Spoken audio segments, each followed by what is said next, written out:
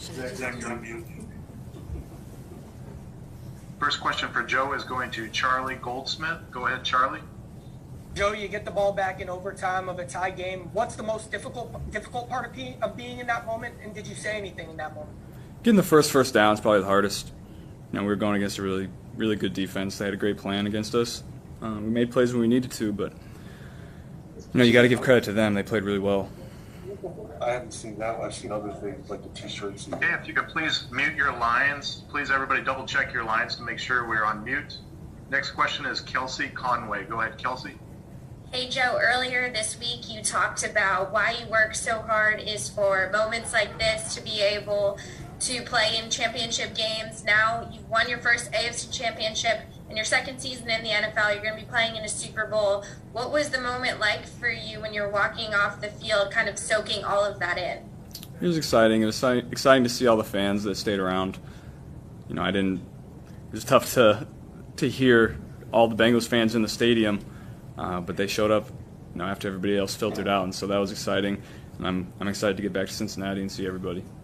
Who's the first person you celebrate? I guess it was Zach. I think I saw Zach right after the kick went in. Gave him a big hug. Next question is James Rapine. Go ahead, James. Joe, I know not much surprises you, but how does this feel? How surreal is it that you're going to the Super Bowl? I wouldn't call it surreal. Or is it? I wouldn't call it surreal. I would say it's exciting. I think if you would have told me before the season that we'd be going to the Super Bowl, I probably would have called you crazy. But then, we played a whole season, and nothing surprises me now. I know the kind of guys that we have and the team that we have. So, there's still one left. We're excited about this one, but we'll celebrate tonight and then move on. And then, can you tell us a little bit about your chain there? Oh, you like that one? Yeah. I would not. There's no story to it. It's just I think it's pretty cool.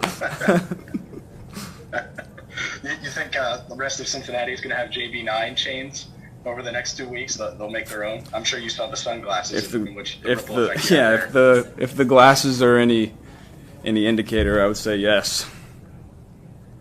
Okay, next question is Charlotte Wilder. Go ahead, Charlotte. Joe, I was going to ask you a little bit about those glasses and the chain, and if you had anything fun planned for the Super Bowl, if you let yourself think that far ahead, and just sort of about what it means to you to present as such a cool and collected guy. Yeah, I guess I'll have to figure something out. I haven't really thought about it. I thought about this one. This is probably my favorite outfit of the year. I was excited about this one. It's got the rock vibes. Yeah, I'll take that. I'll take that for sure. Great. Next question is Dennis Dodd. Dennis? Joe, being a good reporter, I've got to ask about the jewels. Are they real, and what are they? And did you sense an opening at the end of the first half when the Chiefs didn't get at least 3 points? They were definitely real. I think I make too much money to have fake ones, so these are real. I'm sorry, what was the second question? It was. Did you sense an opening on the sideline when the Chiefs didn't come away with at least 3, up 21-10 at the end of the first half? Yeah, that's a great point. That was a big play that our defense made. I think that stretch right there, we scored a touchdown, and then they drive right down the field, and in a 2-minute situation, and our defense prevents any points from being put on the board, and I think that was really the turning point in the game. Thank you. Charlie Goldsmith. Go ahead, Charlie. Just in general, how did the team and the franchise turn around from last place in the AFC North last season to this year making it to the Super Bowl? I think it's that's a tough question because you don't really think about it that way. You just think about it as going into an off season and working really hard for potential opportunities, and this is what you work so hard for. We didn't go into the off season saying, hey, we got to have a great off season to make it to the Super Bowl next year. I think everyone just went into it and said, I have to get better as a player so we can be better as a team. Ben Baby, you're next. Go ahead, Ben. Oh God, I just forgot my question. This is terrible. Joe, actually, here it is. Joe, so, there's that picture, infamous picture of you with the LeBron jersey in the mirror.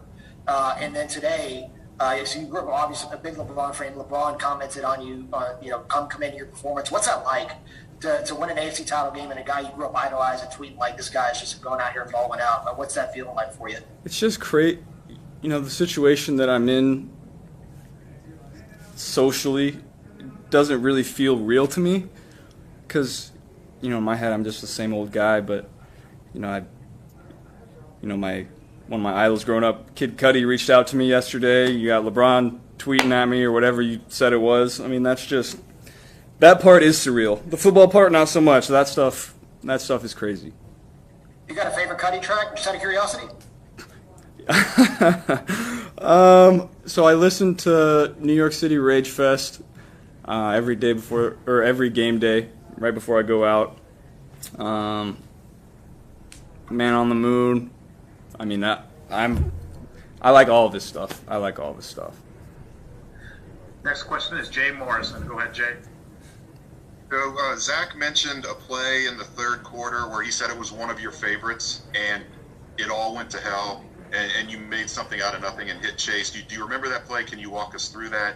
And what kind of lift did that give you guys to make something out of nothing and kind of spark the comeback? Yeah, I don't remember exactly what play it was, but I remember just making something happen in the backfield, and Jamar did a great job of getting open for me. But I kind of knew going into the game that I was going to have to make some plays with my legs. I had a feeling that they would, double Jamar and double one of our other guys, and that leaves nobody covering me. So I knew that I was going to have to make some plays.